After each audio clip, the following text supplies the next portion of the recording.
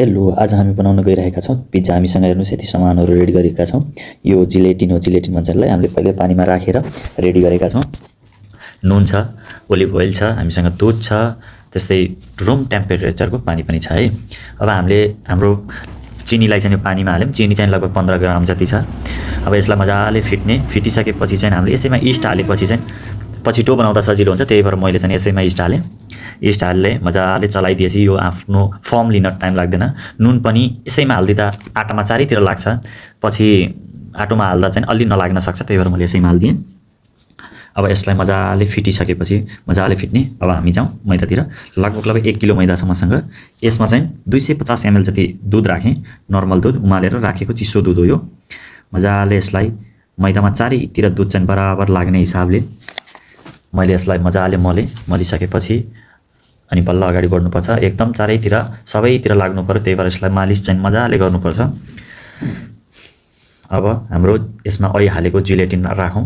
जिलेटिनले राम्रो फर्म ल्याउने प्रयास गर्दछ, त्यसो हुनाले हामीले जिलेटिन हाल्छौँ। यसलाई पनि मजाले मालिस गरौँ। मजाले मालिस गरेपछि सबै चारैतिर यो दुध जिलेटिन सबै सामानहरू लाग्नु पर्यो। अब हामीले अहिले यसमा मिक्स गरेको पानी एड गर्छौँ।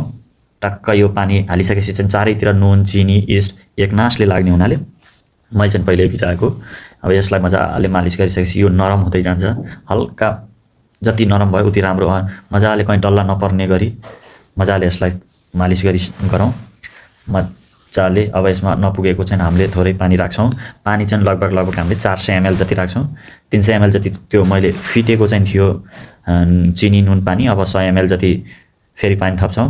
हाम्रो 250 ml जति दुध थियो भने लगभग 650 ml जति हाम्रो लिक्विडले 1 किलो मैदालाई ठिक्क हुने गर्दछ। अब मजाले यसलाई मालिस चाहिँ मजाले गर्नु पर्यो। डो राम्रो देखिन्छ, नत्र राम्रो नबन्नु पनि सक्छ। अब यतिको डो भइसकेपछि अब हामीले यसमा चाहिँ ओलिभ ओइल हाल्नु पर्यो। राम्रो देखिन्छ, साइनिङ हुन्छ।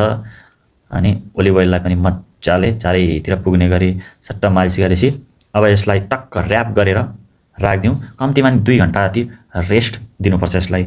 इस्टले जिलेटिन यिनीहरूले फुलाउने काम गर्छन्, त्यो फर्म लिनुपर्छ, त्यही भएर यसलाई 2 घन्टाको जति रेस्ट छोडिदियौँ। र अब यो छोड्दाखेरि चाहिँ भित्रबाट ग्यास आउँछ, ग्यास भरिन्छ, त्यही भएर हामीले चाहिँ अब यसलाई ट्याक्क बाँधिसकेपछि सानो सानो एउटा दुईवटा पालहरू पारिदिन्छौँ।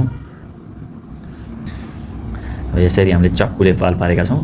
अब यो चक्कुले पाल पारेपछि 2 घन्टा छोडिसकेपछि चाहिँ मैले हेरौँ आज कस्तो भयो त डो। ल हेर्नुहोस्, वाउ कति राम्रो भएछ। फुलेर हेर्नु त कति थोरै थियो, अहिले त धेरै भएछ। ओहो कस्तो राम्रो हेर्नु त। यसरी चाहिँ फर्म हुनु पर्यो। यस्तो भएन भने चाहिँ पिज्जा राम्रो हुँदैन। पिज्जाको डो चाहिँ यसरी बनाइन्छ।